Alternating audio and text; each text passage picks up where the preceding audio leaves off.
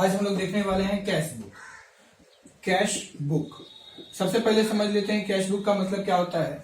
अगर मान लीजिए कोई भी व्यापारी अपने कैश से रिलेटेड ट्रांजेक्शन को जिस बुक में रिकॉर्ड करता है ना, उसी को कैश बुक कहते हैं।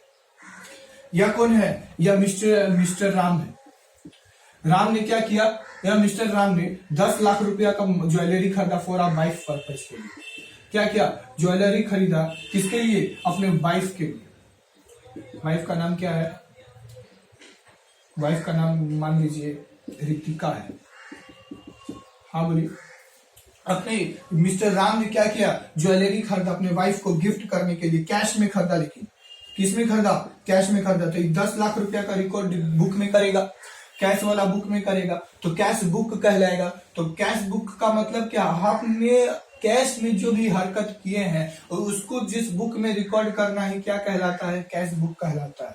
मिस्टर राम ने क्या किया? 10 लाख रुपया का ज्वेलरी गिफ्ट करने के लिए रितिका को खरीदा है, तो इसको बुक में रिकॉर्ड करेगा तो क्या कहलाएगा? कैश बुक कहलाएगा। अगर मान लीजिए राम ने कोई परचेज किया हुआ होगा, सामान खरीदा होगा, परचेज गुड्स को परचेज किया होगा, 10,000 रुपया में गुड्स को परचेज किया होगा, तो इसको रिकॉर्ड कहाँ करेगा? बुक में करेगा। तो जिस बुक में करेगा ना, वो कैश बुक कहलाएगा। हम लोग कैश बुक बनाने सीखेंगे आज। सबसे पहले देख लीजिए कि यह कैश बुक कितना प्रकार का होता है।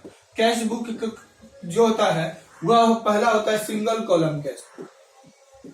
सिंगल कॉलम कैश बुक सबसे पहले single column cash book. Single column cash book किसे कहते हैं? बहुत आसान तरीका है। मान लीजिए जिस बुक में सिर्फ कैश से संबंधित ट्रांजेक्शन को रिकॉर्ड किया जा रहा है तो वह सिंगल कॉलम कैश बुक है।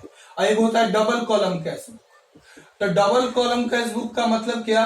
डबल कॉलम कैश बुक कहने का मतलब कि जिस बुक में कैश और बैंक दोनों से रिलेटेड ट्रांजैक्शन को रिकॉर्ड किया जाएगा। अगर मेरा जिस बुक में कैश और बैंक दोनों से रिलेटेड ट्रांजैक्शन रिकॉर्ड हो रहे हैं तो वह डबल कॉलम कैश बुक है, और जिस बुक में कैश से संबंधित ट्रांजैक्शन रिकॉर्ड हो रहे हैं वह सिंगल कॉलम कैश बुक है। एक आता है triple column cash book. Triple column cash book triple column cash book कहने का मतलब क्या होता है? तो जिस बुक में मैंने कैश से संबंधित ट्रांजैक्शन रिकॉर्ड किए, बैंक से रिलेटेड ट्रांजैक्शन रिकॉर्ड किए और डिस्काउंट से रिलेटेड भी ट्रांजैक्शन रिकॉर्ड किए। अगर मेरा जिस बुक में कैश, बैंक और डिस्काउंट तीनों से रिलेटेड ट्रांजैक्शन रिकॉर्ड हो रहे हैं तो ट्रिपल कॉलम कैश बुक है। एक लास्ट आता है पेटी कॉलम कैश बुक। पेटी कॉलम कैश बुक कहने का मतलब क्या? अगर मान लीजिए हम जिस बुक में हम छोटे मोटे खर्चे को रिकॉर्ड करते हैं, छोटा मोटा खर्चा, मिसेलेनियस एक्सपेंसेस, हमने छोटे मोटे खर्चे को जिस बुक में रिकॉर्ड करेंगे, फॉर आपने टी सर्विस के लिए खर्चा किया, टी सर्विस करवाए, उसमें कुछ खर्चा हुआ। आपने न्यूज़पेपर परचेज किए, परचेज फॉर अ न्यूज़पेपर, आपने न्यूज़पेपर के लिए जो खर्चा कर रहे हैं वह पेटी कॉलम कैश बुक में रिकॉर्ड होगा। उसके बाद हमने स्टेशनरी खरीदा, कॉपी कलम करने का खर्चा किया, हमने प्रिंटिंग करवाया, हमने एक्जीरेक्स करवाया, हमने ये सारा का सारा, बस ट्रेवलिंग खर्चा, बस भाड़ा, ट्रेवलिंग खर्चा करवाया, उसका खर्चा, वैन का चार्ज, ये सारा का सारा कहाँ पर रिकॉर्ड करेंगे? पेटी कॉलम कैश बुक में रिकॉर्ड करेंगे। हाँ बोलिए।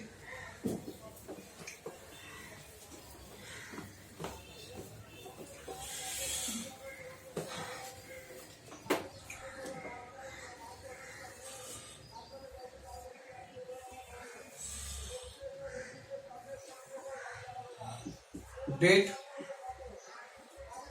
particulars, amount, date, particulars, amount, date, particulars, amount, date, particulars, amount। मेरा डेबिट साइड, मेरा क्रेडिट साइड, हम लोग क्या बना रहे हैं? Cash book. अब यह कैश बुक का फॉर्मेट है। इस कैश बुक में हम वही सारा का सारा ट्रांजैक्शन को रिकॉर्ड करेंगे जो कैश से संबंधित ट्रांजैक्शन किया गया होगा। मान लीजिए हमने क्या किया, 16,000 रुपया लगा के हमने बिजनेस को स्टार्ट किया। अरे भाई बिजनेस स्टार्ट किस लिए किया जाता है? फॉर पैसा आने के लिए बिजनेस स्टार्ट करेंगे। स्टार्टेड बिजनेस विद कैश 16,000 रुपया, तो कैश अकाउंट क्या हो गया, कैश मेरा बढ़ा देगा, cash account debit to capital account हो जाएगा। यानी कि कैश अकाउंट के डेबिट साइड में टू कैपिटल अकाउंट बोल के रिकॉर्ड करना पड़ेगा 16,000 रुपया। अगर हमने किसी तरह का परचेज किए हुए होंगे, परचेज मशीन, हमने मशीन खरीदा 10 लाख रुपया का, तो मशीन तो आया होगा, machine account debit to cash account होगा 10 लाख रुपया से, ताकि 10 लाख रुपया से 10,000 रुपया से या 10 लाख रुपया से। तो कैश अकाउंट के क्रेडिट साइड में बाई मशीन बोल के रिकॉर्ड करना पड़ेगा 10,000 या 10 लाख रुपया का। तो हमने कैश बुक में क्या करेंगे, सिर्फ कैश से संबंधित ट्रांजेक्शन को रिकॉर्ड करेंगे। वह सारा का सारा ट्रांजेक्शन जो कैश में हुआ होगा, वही सारा का सारा ट्रांजेक्शन को क्या करेंगे, हम लोग कैश बुक में रिकॉर्ड करने का कोशिश करेंगे। हाँ बोलिए।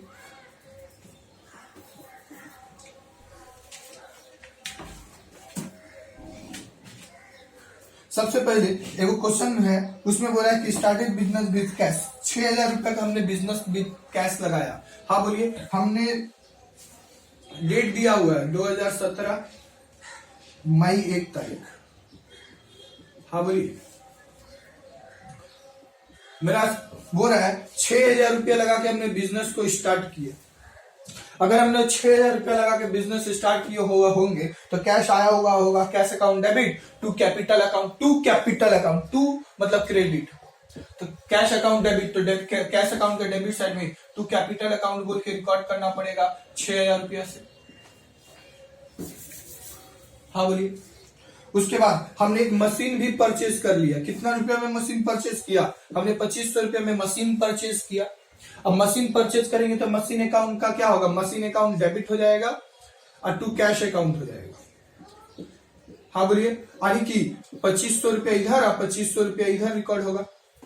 तो कैश अकाउंट के क्रेडिट साइड में तो बाई मशीन बोल के रिकॉर्ड करेंगे, by machinery account. By machinery account कितना, 2,500 रुपया से 2,500 रुपया से रिकॉर्ड किया जाएगा।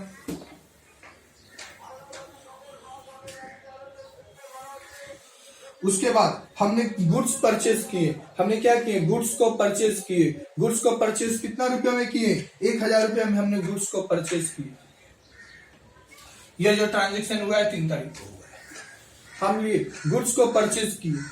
गुड्स परचेज कितने करेंगे, तो मेरा परचेज अकाउंट क्या हो जाएगा, परचेज अकाउंट मेरा डेबिट हो जाएगा और टू कैश अकाउंट हो जाएगा। कितना रुपया से, 1,000 रुपया से इधर और 1,000 रुपया से इधर डेबिट साइड, इधर क्रेडिट साइड।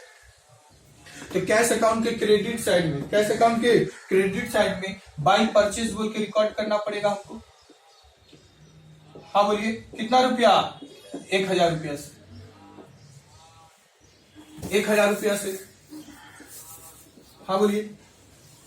उसके बाद हमने कुछ माल सेल भी किया, कैश में हम लोग सेल किए हैं। अगर मान लीजिए हमने कितना रुपया का सेल किए हैं, 1,600 रुपया का सेल किए हैं। अगर हमने सेल करते हैं फॉर अ बिजनेसमैन, अगर मान लीजिए कोई बिजनेसमैन है, ये मान लीजिए आप कौन है, मिस्टर के जो है एक बिजनेसमैन है और सेल किए हैं 1,600 रुपया का सेल करेगा तो पैसा तो आएगा ना भाई। तो कैश को तो डेबिट होगा, जो आया हुआ डेबिट और जो गया हुआ क्रेडिट, तो टू सेल्स अकाउंट होगा। यानी कि क्या, अच्छा कैश अकाउंट या क्या, कैश अकाउंट या sales account, cash account sales account कितना, 1,600 रुपया डेबिट साइड और 1,600 रुपया क्रेडिट साइड। तो कैश अकाउंट के डेबिट साइड में टू सेल्स बोल के रिकॉर्ड करना पड़ेगा, टू सेल्स अकाउंट बोल के रिकॉर्ड करना पड़ेगा 1,600 रुपया। और इसका डेट दिया हुआ है 10 तारीख। और जो परचेज किए थे कितना, 1,000 रुपया का परचेज किए थे, यह 6 तारीख।